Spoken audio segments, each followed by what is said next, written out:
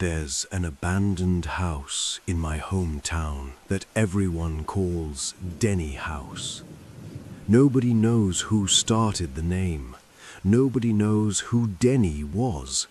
But every kid in town grows up hearing the same warning. Never go inside after dark. And if you ever hear someone knocking from the attic, leave immediately. Because according to local legend, nothing human has lived in that house for over 30 years. And 3 summers ago, I was stupid enough to test that legend myself. My name is Mason Hale. I was 24 when this happened. I had come back to my hometown in Ohio after years away at college. Small town, quiet roads, the kind of place where nothing interesting ever happens unless people invent stories to entertain themselves. And that's exactly what I thought Denny House was. Just another small town myth, a creepy abandoned place teenagers used for dares and ghost stories. The house sat at the far edge of town, hidden behind dead trees and rusted fencing. It was 2 stories tall, colonial style, dark grey paint almost completely peeled away, most windows shattered, front porch half collapsed. Even during daylight the place looked wrong, like it didn't belong to the neighborhood around it, like someone had picked it up from a nightmare and dropped it into suburbia. When I was a kid, people told ridiculous stories about it. Lights turning on by themselves, voices heard inside, pets disappearing nearby. One story claimed a family of 4 vanished overnight in 1992. Another claimed a man named Dennis Ward murdered his wife there. Nobody could agree on details, just the conclusion: stay away. Naturally, my younger brother Lucas thought this made it the perfect place for a challenge. Lucas was 19, annoyingly fearless, or maybe just aggressively stupid. "Are you seriously still scared of that place?" he asked me over dinner. I laughed. "No." He smirked. "Then prove it." That should have been the end, a joke, but pride is a dangerous motivator, especially around younger siblings. So by 10 p.m. that night, I found myself driving with Lucas towards Denny House, rain lightly tapping the windshield, roads empty, streetlights fading behind us. As we pulled up, Lucas grinned like an idiot. 1 night, no problem. We parked outside the rusted gate, and that's when I noticed something strange. The house had one upstairs window glowing faintly yellow. I frowned. "Someone's in there." Lucas shook his head immediately. "No electricity. Place got cut off years ago." I stared again. Definitely light. Not bright, more like candlelight, soft and flickering. My stomach tightened, already regretting this. But Lucas was filming for social media, of course, because near-death experiences are content now. We climbed over the fence, grass wet around our ankles. The closer we got, the colder the air felt. Not weather cold, sharp, dry, almost metallic, like opening an open freezer. The front door was slightly open, not broken, not forced, just cracked enough to invite you in. That bothered me more than if it had been locked. Inside smelled of mold, rot, dust, and something sweeter underneath, like old perfume. Our flashlights cut across ruined furniture, peeling wallpaper, water damage, a grandfather clock frozen at 2:17. Lucas whispered dramatically into his phone, "Welcome to Denny House." I rolled my eyes. Ground floor seemed normal enough. Dining room, kitchen, living room, all destroyed by time, Nothing supernatural, nothing scary, just decay. That false sense of security lasted maybe 15 minutes. Then we heard it. A knock, soft, above us, from the second floor. 3 taps. Knock, knock, knock. We both froze. Lucas lowered his phone. "You heard that?" "Yes." Silence. We stared at ceiling. Another 3 knocks. Same rhythm, same location. Definitely upstairs. My immediate assumption: squatter, animal, tree branch, anything logical. But logic got weaker when we realized something. There were no trees touching the roof, and the knocking was too clean, too intentional. Lucas whispered, "Attic?" I looked up. There was an attic hatch visible from upstairs hallway, right below where the sound came from. Nope, absolutely not. "Let's go," I said. Smart decision, should have followed it. Instead, Lucas laughed nervously. "We just got here." Then he started climbing the staircase, because horror stories only happen when one person in the group has 0 survival instinct. I followed, mostly because I didn't want him alone upstairs. Second floor was worse, much worse. The temperature dropped noticeably. My flashlight beam felt weaker somehow, like darkness itself was thicker there. Hallway lined with closed bedroom doors, wallpaper stained dark brown in vertical streaks, one bedroom door slightly open, and from inside a humming sound, very faint, a female voice, softly humming a lullaby. Lucas and I looked at each other. Neither of us spoke, because no explanation for that would be acceptable, not one. The humming stopped, instantly, like whoever was inside knew we were listening. Then a woman's voice quietly said, "Come in." Nope. Every cell in my body screamed, "Leave." Lucas actually took a step backwards, finally common sense entering chat. Then, knock, knock, knock, from directly above us. Attic. Louder now, aggressive. Dust fell from ceiling. Another knock, harder. Then scratching, long scraping noise dragging across attic floorboards, like claws being pulled, or furniture. Lucas whispered, "We should go." Best sentence spoken all night. We turned toward staircase and stopped, because the hallway behind us had changed, not metaphorically, physically. The staircase was gone, just gone. In its place was a blank wall, old wallpaper, no stairs, no opening, nothing. My brain refused to process it. Lucas started hyperventilating. "No, no, no, no." I rushed to the wall, touched it. Solid, cold, impossible. The staircase had been there seconds ago. Then the attic hatch above us creaked open, slowly, wood groaning, a dark square opening in the ceiling, pitch black inside. And something moved. Not fully visible, just pale fingers curling over the edge of the hatch.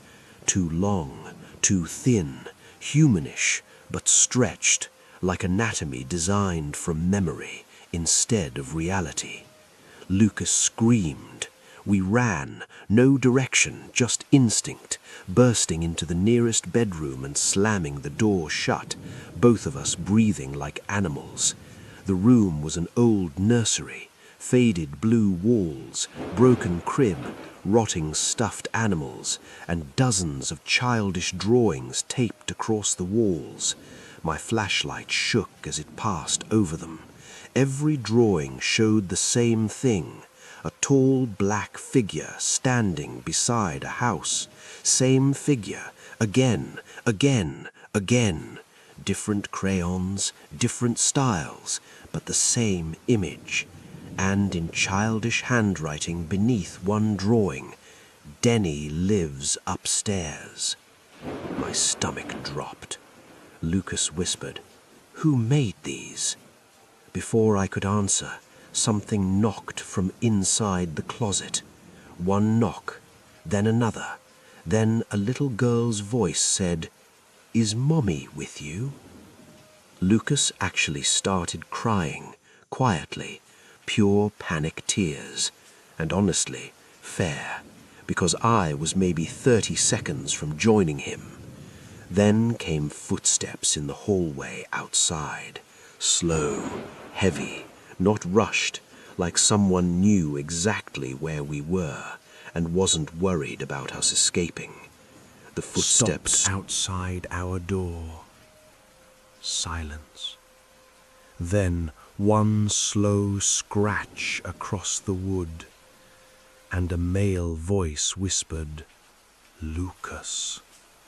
Not my voice, not family, something else, but it knew his name. Then Mason. My blood froze. Nope, nope, nope, nope. The doorknob slowly began turning.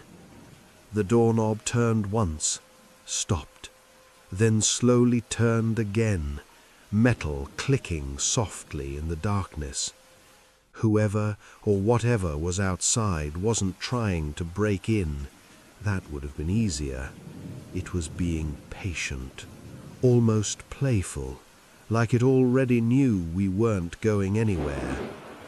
Lucas pressed both hands over his mouth to stop himself from making noise. Smart.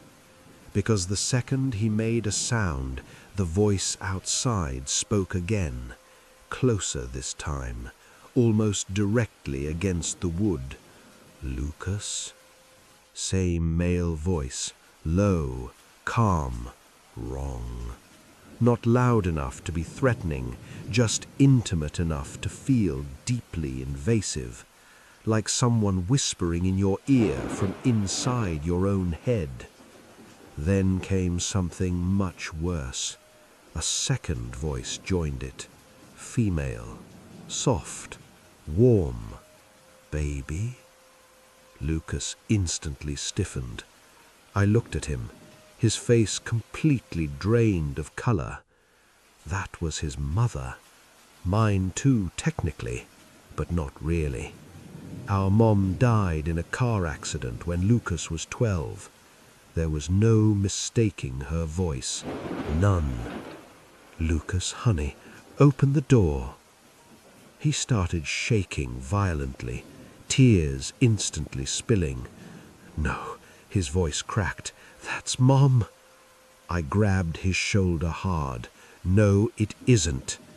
Outside, the voice laughed softly. Not evil movie laughter, not dramatic, just amused, like it enjoyed hearing that. Then our mother's voice came again, more emotional now, almost crying. "Please." That one nearly got me. Not because I believed it, but because it sounded perfect. Every tiny detail, every little speech pattern, every breath. If evil exists, true evil isn't loud. It doesn't scream. It sounds exactly like what you miss most and asks politely to be let inside. The doorknob stopped moving. Silence. Long enough to make us wonder if it had left.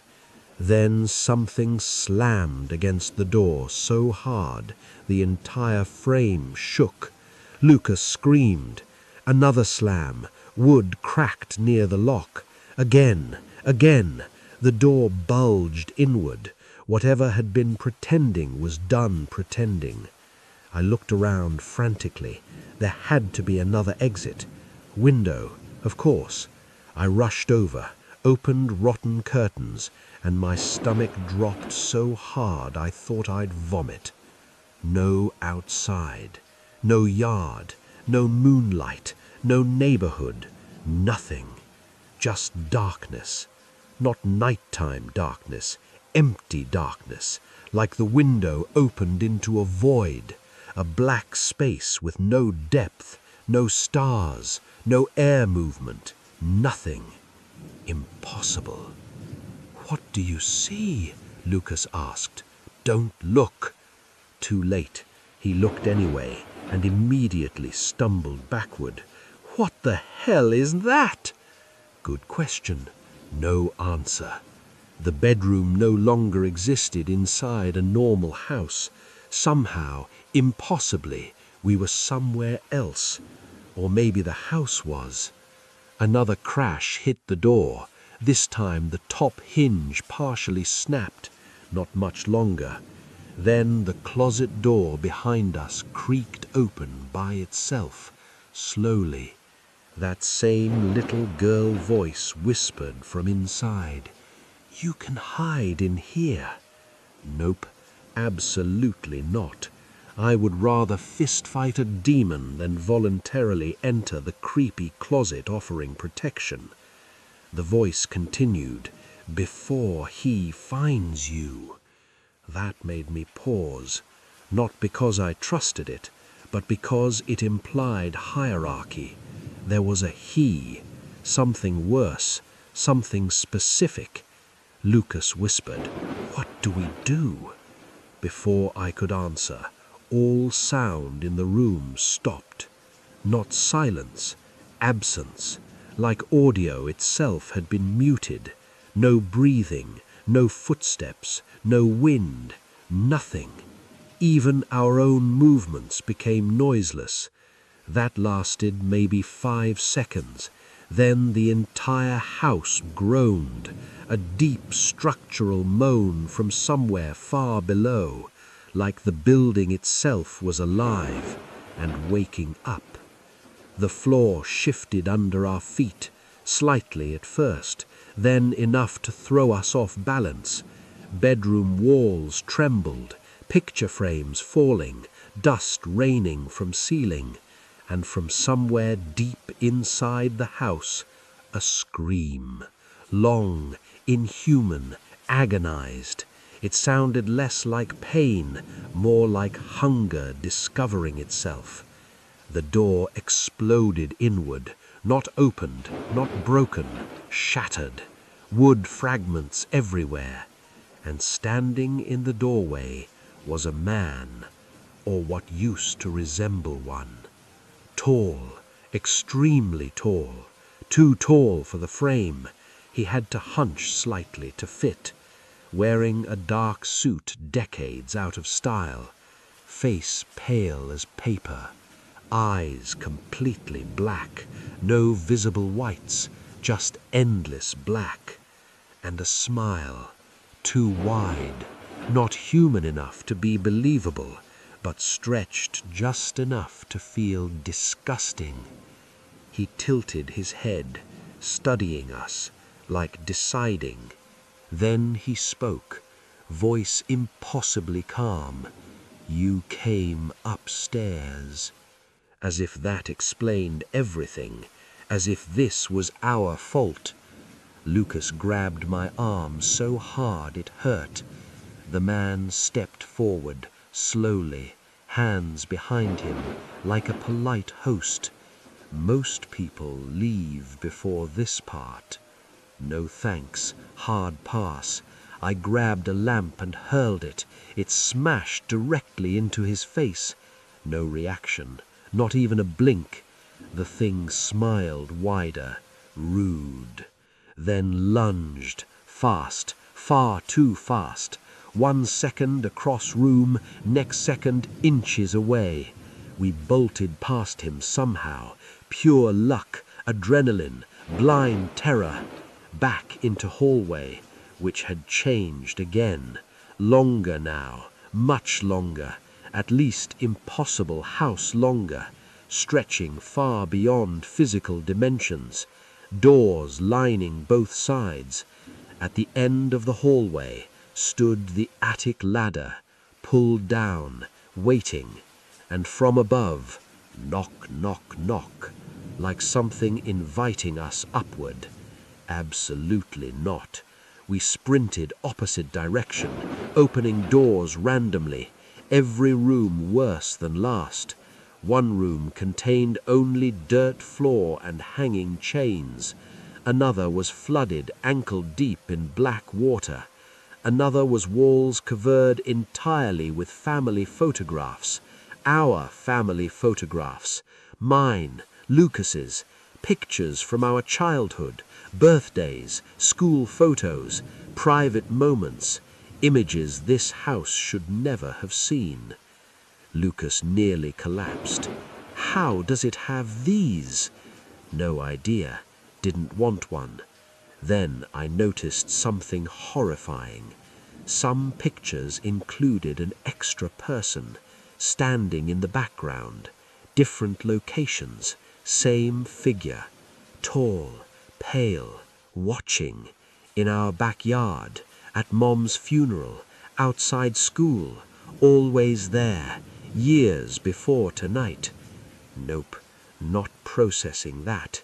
We kept moving, eventually found the staircase again. Finally.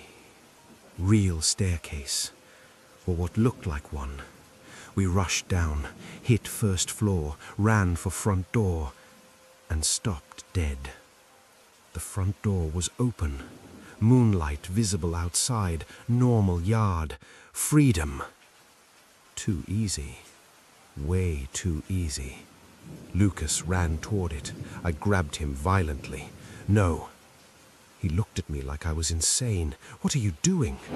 But something felt wrong, deeply wrong. I studied the doorway. Everything looked perfect, until I noticed one detail. No sound. Rain had been falling earlier, yet now no rain noise, no wind, nothing. Outside was visually normal, but completely silent. Fake. A trap. As if house was offering escape it knew we'd take. The male voice echoed from upstairs. You're learning. Great. Hated that. Then all lights in the house flicked on at once. Every lamp, every hallway light, every room illuminated in harsh yellow. House suddenly looked inhabited, clean, fresh wallpaper, furniture restored, dust gone, decay vanished, like we had been transported decades backward. And from dining room came voices, conversation, laughter, clinking silverware, a family eating dinner. We slowly turned. Inside dining room sat 6 people around table, perfectly still, not eating, just sitting, facing plates, motionless, like mannequins. Then, one by one, they turned their heads toward us, all at same speed, all smiling. One of them was our mother, and she stood up. "Boys," she said warmly, "dinner's ready." Lucas made a sound I never want to hear from another human again. A small, broken noise, somewhere between sobbing and vomiting. Then all 6 figures stood simultaneously, chairs scraping the floor in perfect sync, and started walking toward us. Not fast, not slow, purposeful, unified. I grabbed Lucas and ran into the kitchen, locked swinging door, shoved fridge against it. Voices immediately stopped outside. Then came knocking. From all sides now, walls, ceiling, floor, cabinets, everywhere, like the entire house was full. Lucas was full panic mode. "We're going to die." Maybe, probably, didn't love our odds. Then I noticed something on the kitchen counter.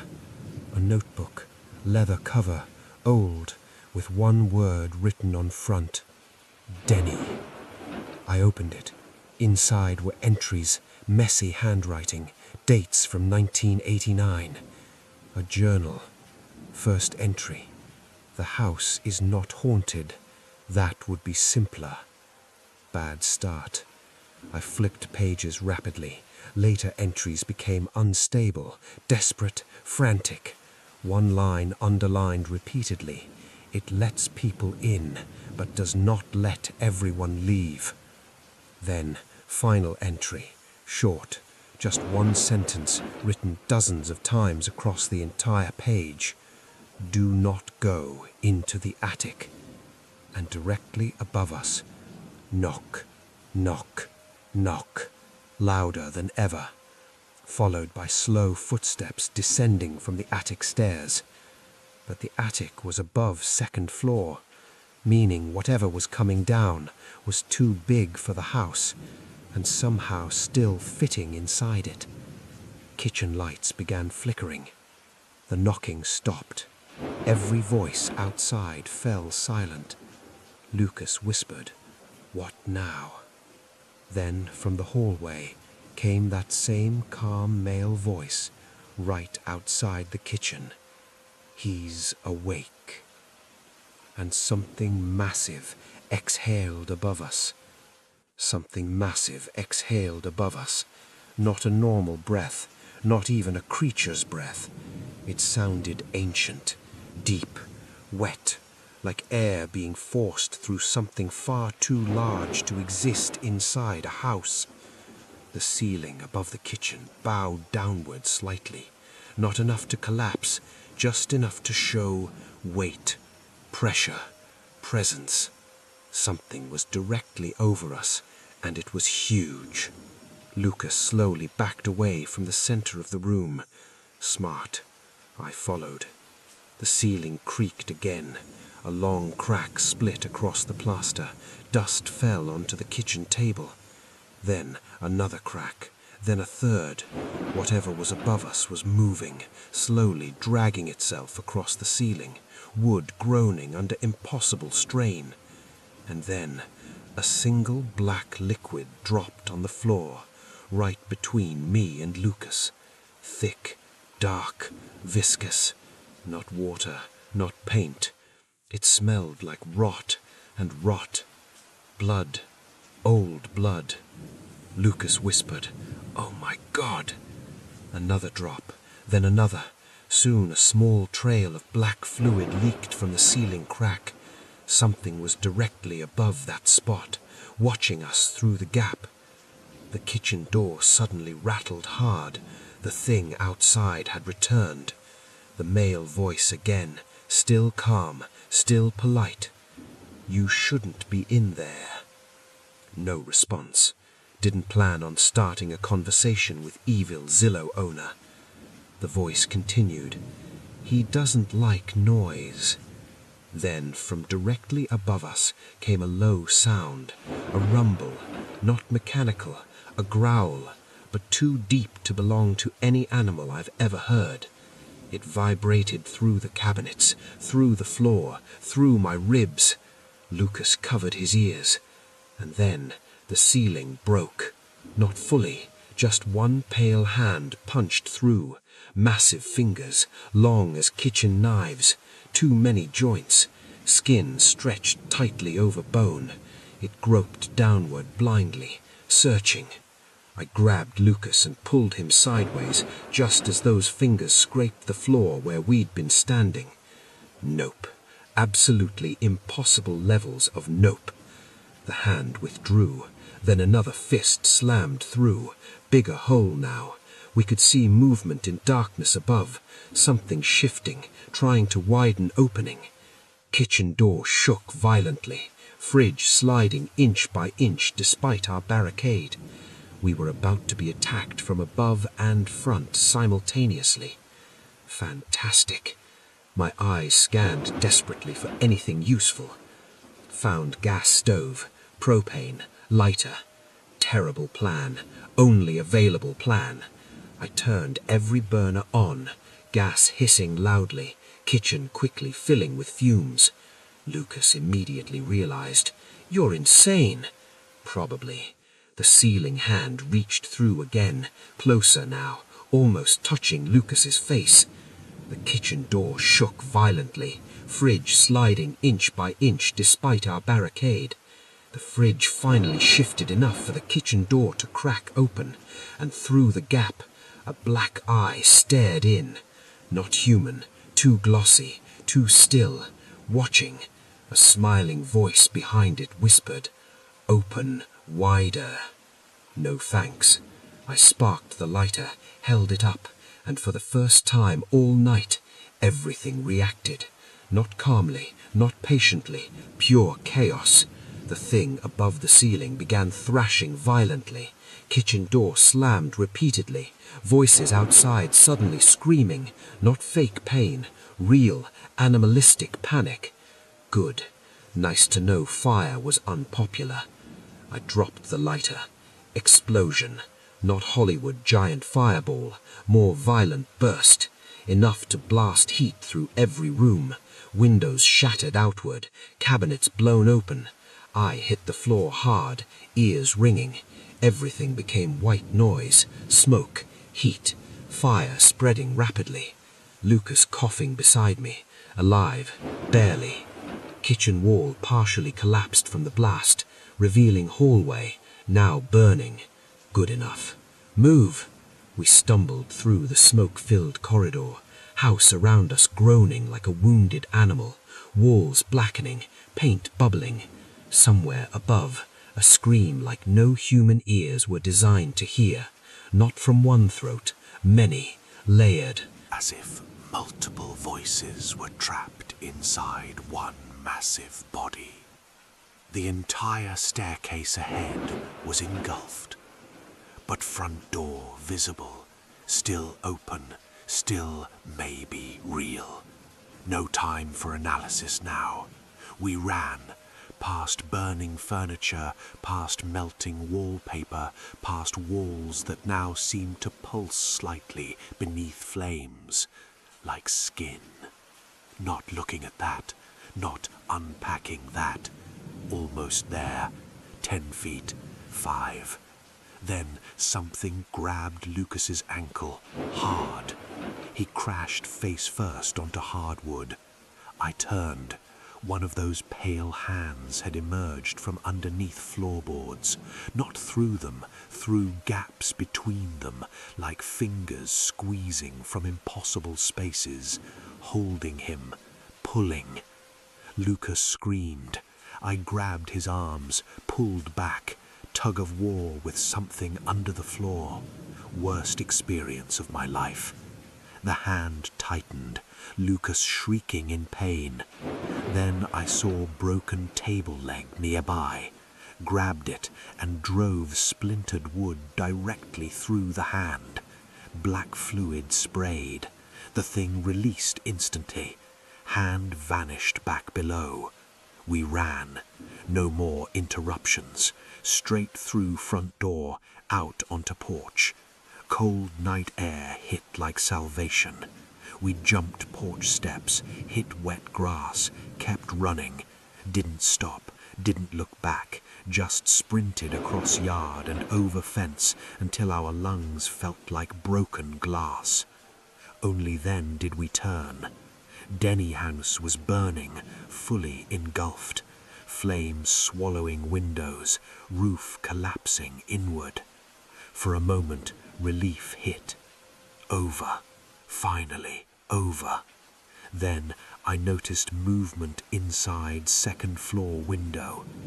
A silhouette, tall, standing still behind flames, watching us, not burning, not moving, just observing. Then it raised one arm slowly and waved. House collapsed seconds later, taking it with it, or so we hoped. Police came, fire department, ambulance, questions, lots of questions. Our story obviously sounded insane, so we lied. Said homeless squatters started fire, said we got trapped. Authorities accepted simplest explanation. House officially destroyed. Case closed. For a while, life returned to normal. Lucas stopped talking about that night completely. Wouldn't discuss it. Wouldn't even say the name Denny House. Fair enough. Trauma response. Understandable. Then, about 4 months later, Lucas called me at 3 a.m., hyperventilating, crying. "Mason, what happened?" Silence. Then he whispered, "There's knocking in my attic." My blood froze instantly. No. 3 knocks echoed faintly through the phone. Knock, knock, knock. Same rhythm, same exact rhythm. Lucas started sobbing. It followed us. Then a new voice came through the phone. Not Lucas. Male, calm, polite. "You left something upstairs." Call disconnected. I drove to his apartment immediately. 20 minutes, fast as possible. Too late. Police were already outside. Lights flashing, neighbors gathered. Apartment door broken open. Lucas gone. No signs of forced entry, no blood, no struggle. Just one thing, written in deep scratches across his bedroom ceiling. "Dinner is ready." That was 2 years ago. Lucas was never found. No body, no evidence, nothing. Officially listed missing. Unofficially, I know exactly where he is, or at least where something took him. Last week, I moved into a new apartment in Denver. Top floor, no attic. Very intentional choice. Thought I was safe. Thought I was smarter now. Until last night, 12:17 a.m. I was lying in bed when I heard it. Soft, slow, above me. 3 familiar knocks. Knock, knock, knock. And then a calm male voice whispered from directly inside my ceiling. "Mason."